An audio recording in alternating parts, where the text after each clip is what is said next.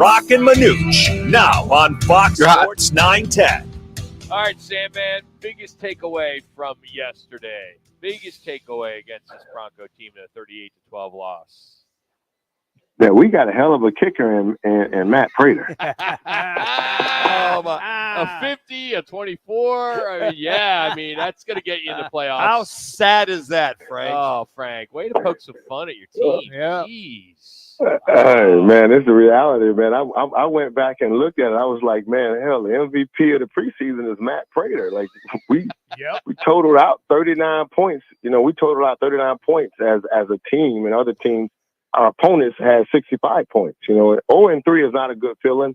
Of course, that was not the goal. I hope that wasn't the goal going into the preseason, but getting guys some reps. Look, Clayton Tune got as many reps as he needs to have an opportunity to prove that he deserves to be the backup. But there were times where they both looked very average, him and Ritter. So it wasn't like it was something pretty special.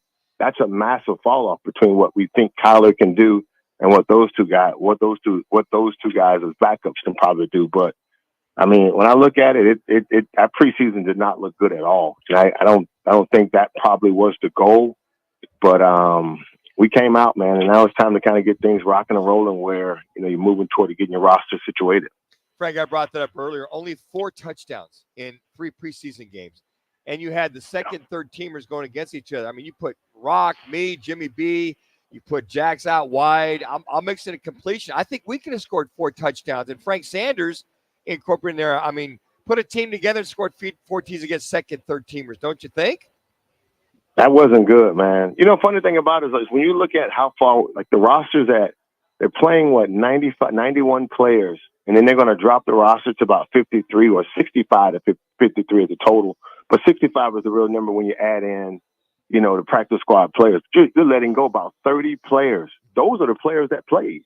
If you look at it from that perspective. And so I guess it's just that preseason was really an evaluation period for teams to look at other players as you add in more games in the regular season. So a lot of guys got a lot of reps that probably would have never done that in the past if you go back 4 or 5 years and you take away the CBA and some things that had to happen. But there's a lot of reps by a lot of guys that was late round draft picks and some free agents pickups. All right, Frank Sanders, our guest on the Right Toyota guest line.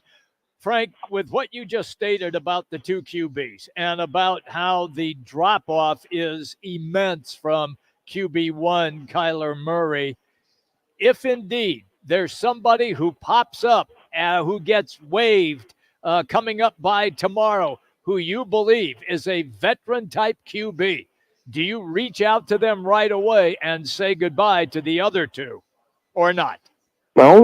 You know what? My only concern with that is, and I would say yes as a player in that locker room, because I want to make sure that if something happens to Kyler, there's not a significant drop-off and that we got guys that we can plug and play with. I would think that. But I know that there's this little thing that quarterbacks have, and it's called an ego, and they don't want anyone that they feel they can threaten them at that position. Now, it might not just be the quarterback thing, but it might be something in management where you don't want to really cause a lot of threat to your number one guy, because it just seems like it becomes two voices in the huddle is not good. And so I think that would be my only concern, Jimmy B. But in my heart of hearts, man, watching what I saw between Clayton and Ritter over these last couple of games, I think that we need somebody that if something happens to Kyler, you need to know that you got a guy you can replace and plug and play with. Well, I think that the sentiment in that locker room would be, hey, great, let's pick somebody up that can fill in admirably and as a starter if Kyler goes down. I mean, I don't think there's anything wrong with that whatsoever, because guys aren't stupid. You know how they are in the locker room. Oh, man. Well, if Kyler goes down, we got these 2 versus, hey, we got so-and-so if he comes in knowing his role. He's a backup, but if so-and-so comes in and if we get on a roll, we play good, we know that this guy can pick up the slack and manage a game without having all these question marks in a lot of players' minds. Don't you think? You know what?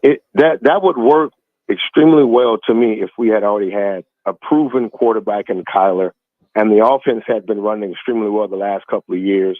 But Kyler's coming off an injury and maybe just, maybe seven game performance that wasn't amazing, but it was decent.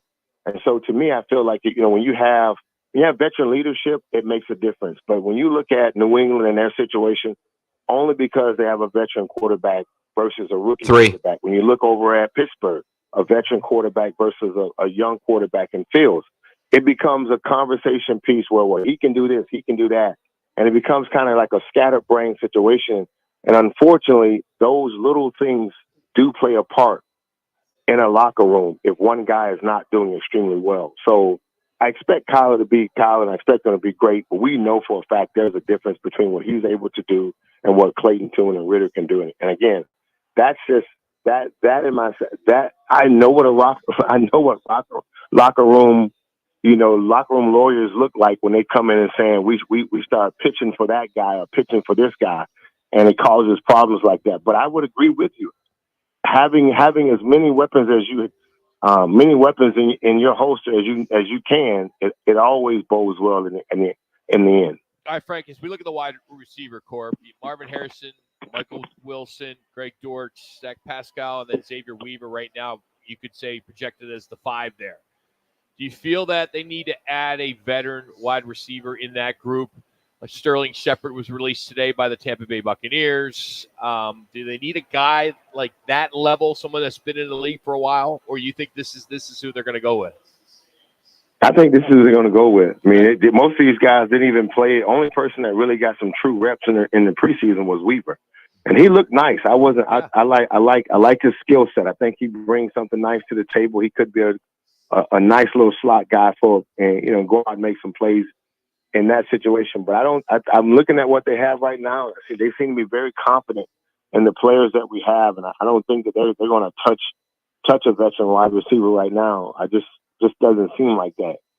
But I do like what we have. We just haven't seen it, unfortunately. I like the names that we got. If you told me if I walked into that huddle, if I walked in that huddle and I looked around and I know the names and I know what these guys are capable of athletically, I would be okay with these guys. I would look around and say, you know what? I got JC, I got my boy Harrison, I got Wilson, I got my tight end, I got my big lineman. So and I think, okay, we got Kyler too. So we can make some plays. In my mind, that's how I would see it. So on paper, I think we will. So on paper, Frank, it's on paper. They look good on paper, but you haven't seen them play like you just said. But you're okay with it, but you saw on paper. You need to join our fantasy league this year because on paper you may have a good team, but they got to play on Sunday for you to get points to win. I don't deny that the teams that we have not played. The guys do need reps, but there are some situations right now where I'm looking at it like they must know something that we don't know because we haven't seen it. They must be very confident in what Marvin Harrison can do because they didn't let him play. And I don't know why they didn't let him play, but they didn't play him. And also with your boy Wilson, he didn't get as many reps, but he needs 1 minute. And I would think he needs the reps. But something about this situation just seems like the Cardinals made a decision that we're not going to risk running these guys like we want them to run them or play these guys the way versus other teams. And that to me was absolutely a surprise. But when I look at the names and the skill set of what they bring to the table, I'm happy with it. And I believe these guys can go out and make plays. We'll just have to see it happen on Sunday.